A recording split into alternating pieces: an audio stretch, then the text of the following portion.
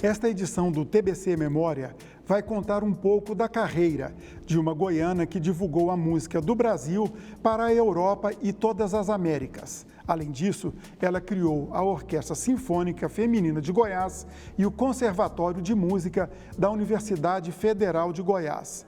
Eu falo da vilaboense que ainda na infância se mudou para Goiânia, Belkis Spencieri Carneiro de Mendonça.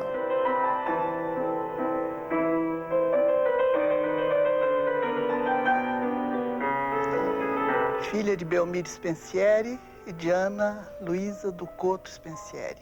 Mas foi criada por minha avó, Nhanhá do Couto, pianista. Belkis morreu em 2005, mas seu legado para a música está preservado. Uma das pessoas que colaboram para isto é a sobrinha dela e professora, Custódia Anunciata Spencieri de Oliveira, que vai contar para a gente agora um pouco da vida de Belkis. Tudo bom? Como é que vai? Um prazer ter a senhora aqui com a gente. O prazer é meu.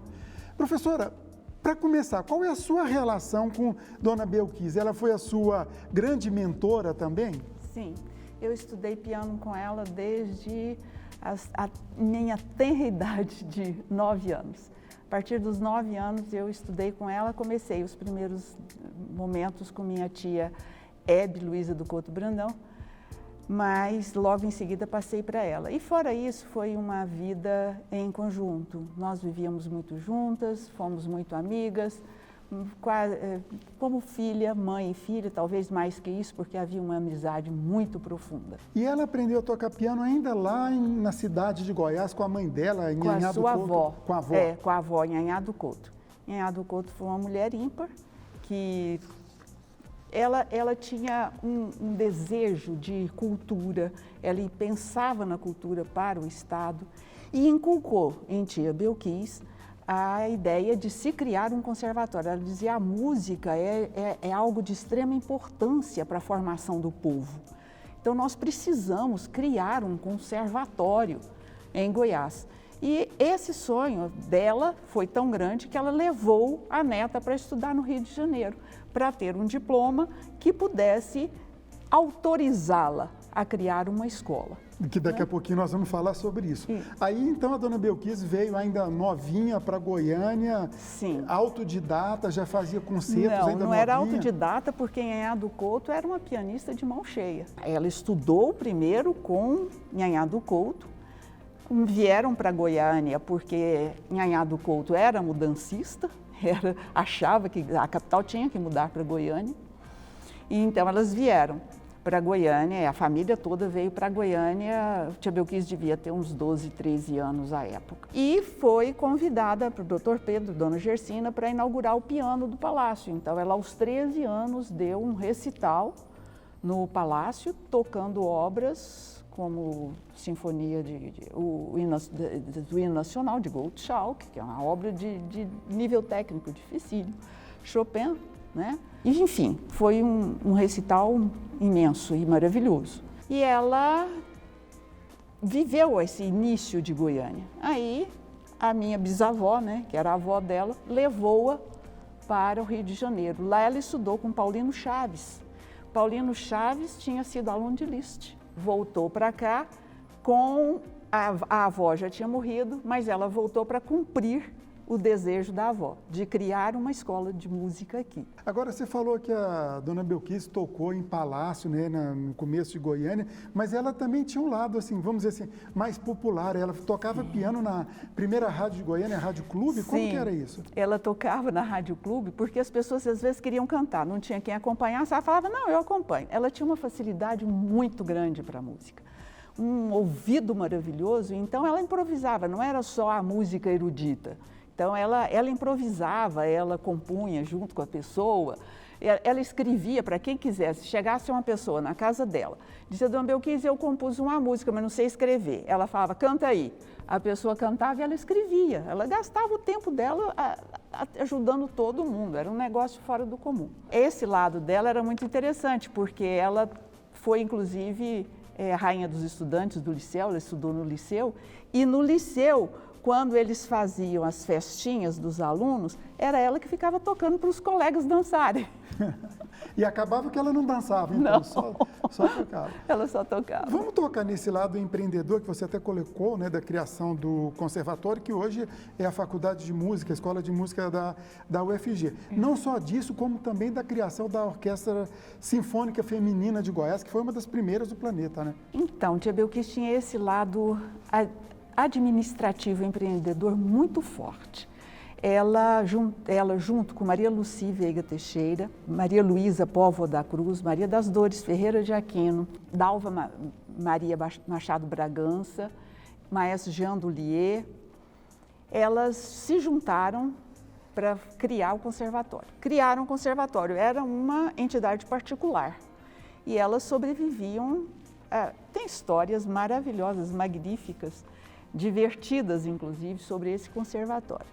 Então, elas viviam daquilo, mas, assim, todas elas casadas, muito bem casadas, com maridos que sustentavam. Então, elas não precisavam daquilo para viver. E elas, então, trabalhavam naquela situação. E o maestro Jean Dulier, que precisava para viver, elas pegavam todo o lucro que tinham e passavam para o maestro Jean Dulier para ele sobreviver daquilo. E elas faziam aquilo para ensinar música. Quando surgiu a possibilidade desse conservatório ir para a universidade, que a universidade estava sendo criada com a vinda de Brasília, a Universidade Federal de Goiás ia ser criada, eles entraram numa luta, numa campanha para que o conservatório entrasse para a universidade, porque isso seria uma maravilha, né? As pessoas não precisavam pagar para estudar, então, enfim, elas... Tinha a preocupação social também, Social, né? Também. Então, elas ficaram encantadas com isso e doaram tudo que elas tinham comprado com dinheiro delas, inclusive um terreno. Doaram os pianos que elas tinham, o terreno que elas haviam comprado para a universidade e entraram.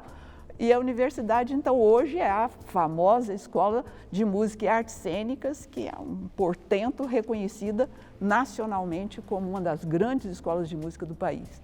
De certa forma, elas praticaram um mecenato aí, né? Sim. Indiretamente, mas sim. E da Orquestra Sinfônica Feminina, que, pelo que eu pesquisei aqui, antes só tinha em Nova York. Então, a Orquestra Sinfônica Feminina foi uma tentativa de fazer com que os grupos musicais surgissem, os grupos de outros instrumentos. O pessoal só queria tocar piano. No Brasil, foi a época da pianite, que o pessoal brinca, pianite aguda. Então, no Brasil, só se tocava piano praticamente. E Tia Belkis dizia, como é que pode existir uma escola de música que não tenha outros instrumentos? Tem que ter. Mas não tinha os adeptos, né? Então, foi inculcado, forçado, que as alunas que estudassem piano também tinham que estudar outro instrumento. E na hora de montar a escola, só quem tinha eram as moças. Então virou a Orquestra Sinfônica Feminina. O único homem que tinha era o maestro, que era o maestro Jean Dulier. E ela foi uma reportagem maravilhosa da revista Cruzeiro, porque ela marcou época pelo fato de ser feminina. Agora me veio outra questão aí. Você falou da capa de revista Cruzeiro e ela foi capa de revistas locais aqui também, bonita, elegante. Ela era uma mulher vaidosa também? Como que era? Ela era uma mulher muito bonita, muito elegante, muito fina, mas vaidade não tinha nenhuma. Era assim, ela se aprontava 5 minutos antes de sair, só trocava de roupa. Era a elegância natural, né? Era natural, era um negócio fantástico. Eu comentei no início da nossa entrevista que ela levou nossa música para as Américas e Europa. Ela fez turnês, deu entrevistas, como é que foi tudo isso? Ela fez várias turnês pela Europa, algumas a mandado do Itamaraty como representante do Brasil, porque ela começou a fazer um trabalho de divulgação da música brasileira. Ela dizia que a música brasileira era de uma riqueza rítmica e harmônica fora do comum. Música brasileira no geral, não só erudita. Sim, não só erudita, mas a composição erudita da música brasileira, ela tem a característica brasileira. Ela não é uma música erudita como de corpo internacional. Ela tem uma característica muito forte brasileira que está marcado no ritmo e na harmonia, né? E, inclusive, ela dizia, não adianta você dar uma partitura de um chorinho, por exemplo, ou de um samba para um estrangeiro que ele não vai tocar, por mais que a partitura esteja correta. Ele falta um gingado que ele não tem jeito de escrever, né? E vai tocar correto, mas não vai tocar com a característica brasileira. Então, ela achava que a música brasileira era muito pouco conhecida fora. Então, Villa-Lobos, Guarnieri, Francisco Mignone, Marlos Nobre, enfim, os grandes compositores brasileiros, sim, eruditos, mas ela também gravou, inclusive, Chiquinha Gonzaga e outros, né? Ela achava que isso devia ser divulgado e ela passou a fazer esse trabalho de divulgação, viajando para a Europa, para as Américas, todos os Estados Unidos, enfim, a América Latina toda ela tocou. E ela fazia, além da divulgação da música, como pianista, ela dava palestras sobre música brasileira. Ela fazia masterclass. Agora, nessas turnês na Europa, ela tocava também em rádios desses países? Sim, ela gravou para várias rádios. Gravou para a BBC de Londres, para a Rádio Suíça Romande, né, da Genebra. Gravou para uma rádio portuguesa, para, enfim, vários países.